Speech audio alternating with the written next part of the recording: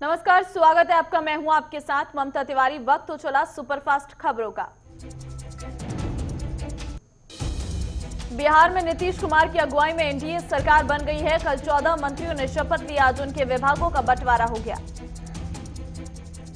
मुख्यमंत्री नीतीश कुमार ने अपने पास गृह, सामान्य प्रशासन, विजिलेंस समेत वो विभाग रखे हैं जिन्हें अन्य मंत्रियों को आवंटित किया गया है। जबकि डिप्टी सीएम तारकिशोर प्रसाद को वित्त, कॉमर्शियल टैक्स, पर्यावरण, वन, आपदा प्रबंधक, शहरी विकास के साथ सूचना प्रौद्योगिकी विभाग मिला है।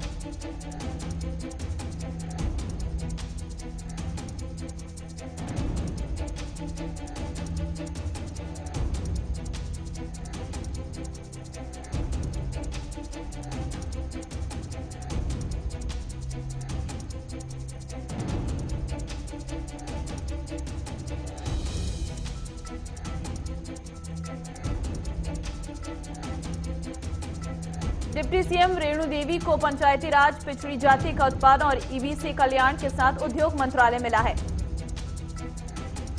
बीजेपी कोटे के मंत्री मंगल पांडे का कद बढ़ा है। उन्हें स्वास्थ्य के साथ ही पथ निर्माण और कला एवं संस्कृति मंत्रालय का भी जिम्मा मिला है।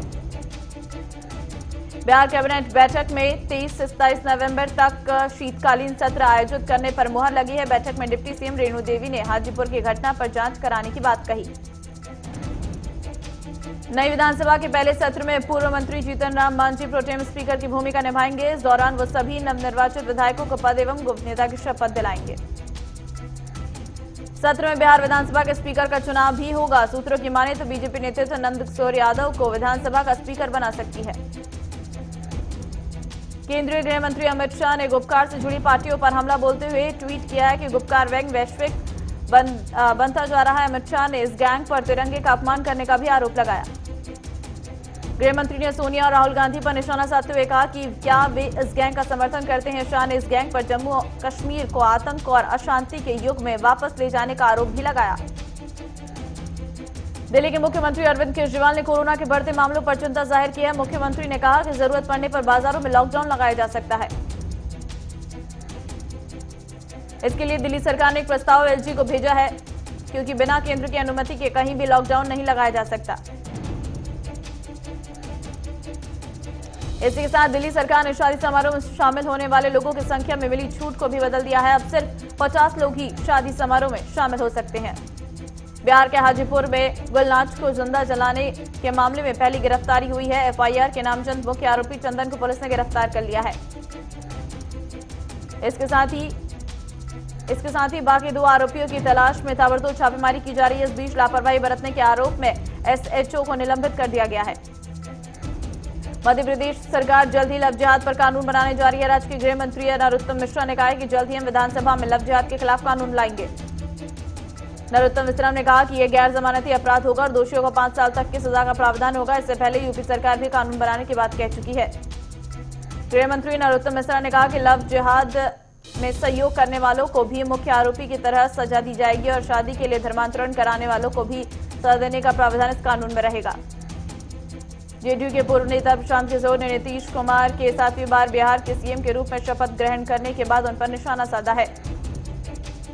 प्रशांत किशोर ने ट्वीट किया है कि बिहार को कुछ और सालों तक एक थके हुए और राजनीतिक रूप से महाद्वीप हो गए नेता के प्रभावहीन शासन के लिए तैयार रहना चाहिए। लोजपा अध्यक्ष चिराग पासवान नीतीश कुमार को मुख्यमंत्री बनने पर बधाई तो दी, लेकिन साथ में उन पर तंज कसना भी नहीं छोड़ा। उन्होंने ट्वीट कर कहा, उम्मीद है आप एनडीए के ही मुख्यमंत्री बने रहेंगे। कांग्रेस नेता कपिल सिब्बल के इंटरव्यू को लेकर राजस्थान के मुख्यमंत्री अशोक गहलोत ने जवाब देते हुए कहा है कि कपिल सिब्बल के बयान से कांग्रेस कार्यकर्ता आहत हुए हैं। सीएम गहलोत ने कहा कि कपिल सिब्बल को पार्टी के आंतरिक मसलों को मीडिया में लाने की जरूरत नहीं है। कांग्रेस ने कई बुरे दौर देखे हैं और इससे भी पार्टी जल्द उभर जाएगी। दिल्ली पुलिस की स्पेशल सेल ने जैश ए मोहम्मद के 2 आतंकवादियों को गिरफ्तार किया है। पुलिस ने इनके पास से 2 सेमी ऑटोमेटिक पिस्टल और 10 जिंदा कारतूस बरामद किया है। बताया जा रहा है कि दिल्ली पुलिस को इन दोनों आतंकियों के बारे में इनपुट था। पुलिस सूत्रों के मुताबिक ये दोनों आतंकी दिल्ली में धमाका करने की फिराक में थे। कांग्रेस विशेष समिति की बैठक में राहुल गांधी को फिर से अध्यक्ष बनाने को लेकर चर्चा हो सकती है। जानकारी के मुताबिक दिसंबर में अध्यक्ष पद के लिए चुनाव प्रक्रिया शुरू होगी। पंजाब में बीते 50 दिनों से चल रहे किसान आंदोलन के चलते रेलवे ने 1670 करोड़ का नुकसान हुआ है।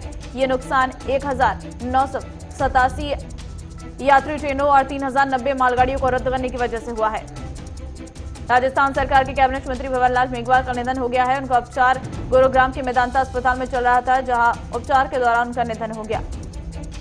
प्रयागराज से बीजेपी सांसद रीता बहुगुणा जोशी की पोती की पटाखों से झुलसकर मौत हो गई है। इस हादसे के बाद सांसद रीता बहुगुणा जोशी के परिवार का बुरा हाल है।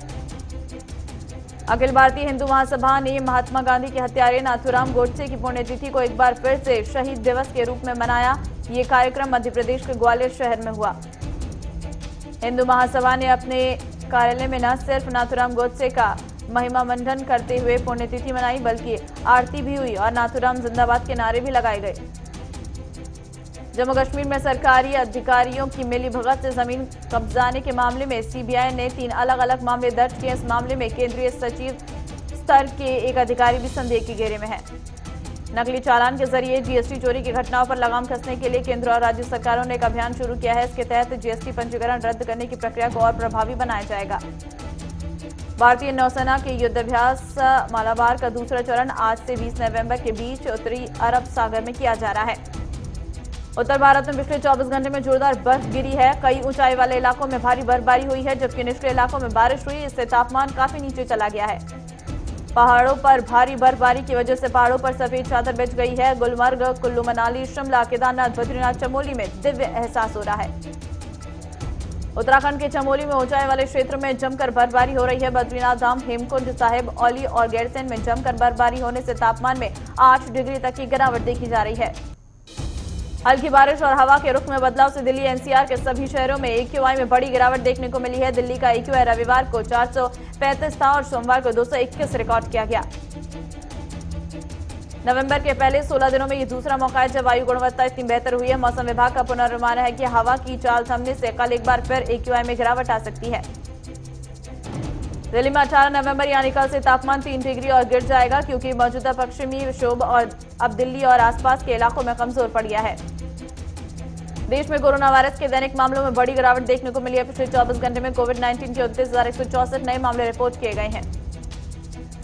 125 दिनों बाद कोविड-19 के दैनिक मरीजों की ये सबसे कम संख्या है। इससे पहले 14 जुलाई को 29,917 केस सामने आए थे। देश में कोविड-19 के संक्रमित होने वाले मरीजों की संख्या 88,74,291 हो गई है। वहीं वायरस से जान गंवाने वालों कुल मरीजों की संख्या 1,30,519 हो गई है।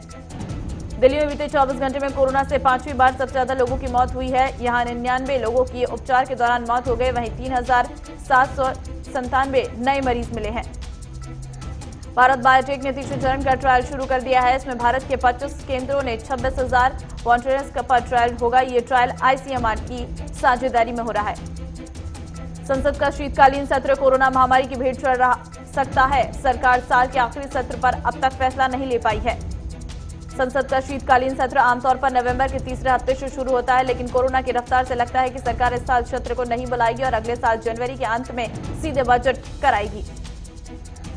यदि शीतकालीन सत्र रद्द होता है तो ऐसा चौथी बार होगा। इससे पहले 1975, 1979 और 1984 में शीतकालीन सत्र नहीं हुआ था। साल 2020 के नाम सबसे कम समय तक सत्र चलने का रिकॉर्ड होगा। बीजेपी नेता अश्विनी उपाध्याय ने सुप्रीम कोर्ट में जनहित याचिका दाखिल कर कालाधन, बेनामी संपत्ति और आय से अधिक कमाई को 100% जब्त करने वाले तथा भ्रष्टाचारियों को आजीवन कारावास देने की गुहार लगाई है। अश्विनी उपाध्याय की इस दायर याचिका में कहा गया है कि यदि उनकी जनहित याचिका में दाखिल 5 सुझावों को ईमानदारी से लागू किया जाए तो देश में हर साल 7 लाख करोड़ रुपए से अधिक की बचत होगी। बस्ती में पिता ने बेटी की दूसरी जाति के लड़के से प्यार करने के चलते उसकी गला दबाकर हत्या कर दी है। पुलिस ने आरोपी पिता को गिरफ्तार कर लिया है। हिमाचल प्रदेश में 108 एम्बुलेंस सेवा के पहिए थम गई हैं। दिवाली के सोलन के 108 के कर्मचारी कंपनी द्वारा प्रताड़ना से तंग आकर सामूहिक अवकाश पर चले गए हैं। अलीगढ़ में सुबह एक व्यक्ति की मामूली बात पर गोली मारकर हत्या कर दी गई। पुलिस ने 4 आरोपियों को गिरफ्तार कर लिया है। कोरिया पुलिस ने मुखबिर से मिली सूचना के आधार पर ट्रक से लगभग 300 पेटी अवैध शराब जब्त की है, लेकिन इस मामले में कोई गिरफ्तारी नहीं हुई है। बागपत में नाले में भैंस कूद गई है। घंटों की कड़ी मशक्कत के बाद रेस्क्यू कर उसे निकाला गया। मेदुका सर्व आदिवासी समाज के सदस्यों ने भगवान बिरसा मुंडा के योगदान को याद किया। कार्यक्रम में वनवासी विकास समिति के अध्यक्ष देवचरण आयाम मौजूद रहे। छत्तीसगढ़ सीएम भूपेश बघेल ने केंद्रीय गृह मंत्री अमित शाह को पत्र लिखकर बस्तर अंचल में नक्सल समस्या को जल्द से जल्द खत्म करने के लिए अहम सुझाव दिए हैं। पुलिस को बड़ी सफलता मिली है। ईंट भट्टे पर डकैती की घटना का खुलासा किया है। लूट का माल सहित 2 अभियुक्तों को गिरफ्तार कर लिया गया है। मां गंगा के शीतकालीन प्रवास मुकबा मैंने बर्फ की चादर ओढ़ ली है और बर्फबारी के बीच स्थानीय लोग और पर्यटक झूम रहे हैं। बलौदाबाजार के गांव में लोग सुबह गीत गाकर और नृत्य करके प्रदर्शन कर रही हैं। ये हर साल देवउठनी एकादशी तक चलता है। मऊ में श्रद्धालुओं ने पूजा पंडालों में स्थापित मां लक्ष्मी की मूर्तियां विसर्जित की। श्रद्धालु मां की जयकारे लगाते रहे। यूपी के सपा प्रदेश अध्यक्ष नरेश उत्तम ने ईवीएम मशीन को लेकर बीजेपी पर तंज कसा। अगर बैलेट से चुनाव हो तो बीजेपी को उसकी सच्चाई दिख जाएगी। बदायूं में मुरादाबाद फारुखाबाद मार्ग पर एक ट्रक और बाइक में जबरदस्त टक्कर हो गई, जिसमें एक बच्चे की मौके पर मौत हो गई। बहराइच का मेडिकल कॉलेज आवारा पशुओं का अड्डा बना हुआ है। मेडिकल कॉलेज के वार्ड में घूमता हुआ आवारा सांड का वायरल वीडियो सामने आया।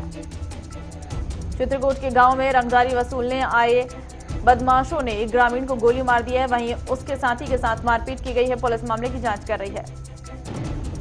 बुलंदशहर में सामूहिक दुष्कर्म पीड़िता ने फांसी लगाकर आत्महत्या कर लिया। आरोपियों ने अश्लील वीडियो बनाने की धमकी दी थी। महोबा में देवारी नृत्य में कलाकारों ने अपनी अनूठी कला का प्रदर्शन किया, जिसे देखने के लिए लोगों की भीड़ जुट रही।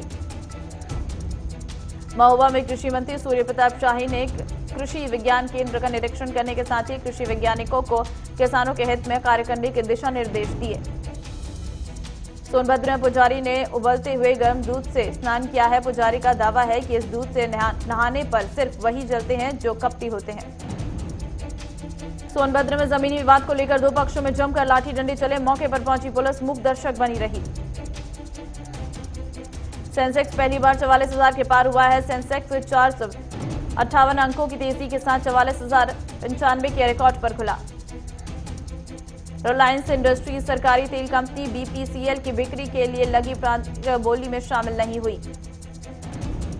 ईपीएफओ ने 67 लाख से अधिक पेंशन भोगियों को डिजिटल लाइफ प्रमाण पत्र जमा करने के लिए कई विकल्प उपलब्ध कराए हैं। एचडीएफसी बैंक ने अपने कुछ फिक्स डिपॉजिट पर ब्याज दरों में कटौती कर दी है। ग्राहकों को अब 1 साल और 2 साल की एफडी पर 4.90% ब्याज मिलेगा। गूगल क्रोम ने अपने एंड्रॉयड ऐप में यूजर्स के लिए नई सुविधा जोड़ने का फैसला किया है। इससे यूजर्स को वीडियो ट्यूटोरियल देखने में आसानी होगी। बीएसएनएल ने नया fibre basic plus broadband plan launch किया है, जिसकी कीमत 599 रुपए है। ये प्लान अंडमान निकोबार को छोड़कर पूरे देश के नए पुराने ग्राहकों के लिए उपलब्ध होगा। मारुति सुजुकी ने डिजिटल चैनल के जरिए करीब 2 साल में 2 लाख कारों की बिक्री की है। खाद्य तेल बनाने वाली कंपनी रुचि सोया में प्रोमोटर्स अपनी हिस्सेदारी बढ़ाएंगे। स्वामी रामदेव ने कहा है कि अगले साल कंपनी एफपीओ लाएगी। डीआईपीएम ने विश्व बैंक के साथ एक समझौते पर हस्ताक्षर किया है। इसके तहत असेट मोनेटाइजेशन के मामले में विश्व बैंक सलाह देगा। वोडाफोन आइडिया और एयरटेल अपने टैरिफ की कीमत में 15 से 20% तक इजाफा करने जा रही है। दुनिया भर में अब तक 5 करोड़ 93 लाख कोरोना के मामले सामने आ चुके हैं। अब तक 13,31,697 लोगों की मौत हो चुकी है। दुनिया में पिछले 24 घंटे में कोरोना के 5 लाख से अधिक मामले सामने आए हैं। 6,000 से अधिक लोगों की कोरोना से मौत हो गई है। कोरोना को लेकर डब्ल्यूएचओ ने चेतावनी दी है। डब्ल्यूएचओ का कहना है कि वैक्सीन आने के बावजूद कोरोना वायरस संक्रमण अपने आप नहीं रुकेगा, लोगों को सतर्क रहना होगा। अमेरिका के मॉडर्न इंक ने कोविड-19 वैक्सीन को लेकर बड़ा दावा किया है। कंपनी का कहना है कि उसकी वैक्सीन संक्रमण से बचाव में 94.5% साबित हुई है। डोनाल्ड ट्रंप ने एक बार फिर राष्ट्रपति चुनाव में अपनी जीत का दावा किया है। ट्रंप ने ट्वीट कर कहा कि वॉन द इलेक्शन।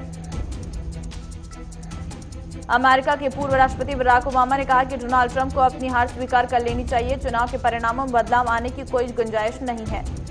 अमेरिका ने इजरायल की मदद से ईरान में घुसकर अलकायदा के नंबर 2 सरगना अबू मोहम्मद को मार गिराया है।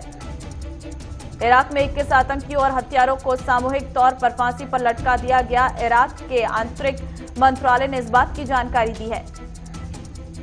संयुक्त राष्ट्र के विश्व खाद्य कार्यक्रम को कोरोना काल में शांति के नोबेल पुरस्कार से नवाजा गया। कोरोना महामारी के समय संगठन ने अहम भूमिका निभाई है। इमरान खान की पार्टी पीटीआई ने गिलगित बाल्टिस्तान में विधानसभा चुनाव में 8 सीटों पर जीत हासिल की है। बॉलीवुड एक्टर सोनू सूद को पंजाब का आइकन बनाकर सम्मान दिया गया है। निर्वाचन आयोग ने उन्हें पंजाब का राज्य आइकन नियुक्त किया है। अक्षय कुमार और कियारा आडवाणी की फिल्म लक्ष्मी विदेशी बॉक्स ऑफिस पर छाई हुई है। इस फिल्म को ऑस्ट्रेलिया, न्यूजीलैंड, फिजी के साथ साथ यूएई में भी रिलीज किया गया था। बॉलीवुड एक्टर वरुण धवन, कियारा आडवाणी, अनिल कपूर और ऋतु कपूर की फिल्म जुग जुग जियो की चंडीगढ़ में शूटिंग शुरू हो गई है। सुपरस्टार धनुष का एक और गाना हिट हो गया है। फिल्म मारी 2 के राउडी बेबी गाने ने यूट्यूब पर 1 करोड़ से अधिक व्यूज का शानदार रिकॉर्ड बनाया है। टीवी एक्टर सिल्वर को चेन्नई में कुछ लोगों ने हत्या कर दी है। पुलिस को सीसीटीवी से पता चला है कि घटनास्थल के पास 4 संदिग्ध दिखाई दे रहे हैं। बांग्लादेश के नंबर 1 ऑलराउंडर शाकिब अल हसन को फेसबुक पर जान से मारने की धमकी दी गई है। पुलिस इस मामले में कार्रवाई कर रही है। वेस्टइंडीज के खिलाफ खेली जाने वाली टी20 सीरीज के 2 मुकाबलों के लिए न्यूजीलैंड क्रिकेट टीम का ऐलान कर दिया गया है। न्यूजीलैंड ने टी20 सीरीज के लिए कप्तान केन और स्टार गेंदबाज ट्रेंट बोल्ट को आराम दिया है। England cricket team one day match की सीरीज के लिए जनवरी में पाकिस्तान दौरे पर नहीं जाएंगी। बता दें कि इंग्लैंड ने आखिरी बार 2005 में पाकिस्तान का दौरा किया था। आईपीएल के अगले सत्र से कुछ और नई टीमें खेलती दिख सकती हैं। अडानी ग्रुप और आरपीएसजी की टीम में अपनी टीमें नजर आ सकती हैं। चलिए खबरों के बीच वक्त एक छोटे से ब्रेक का, फौरन लौटेंगे।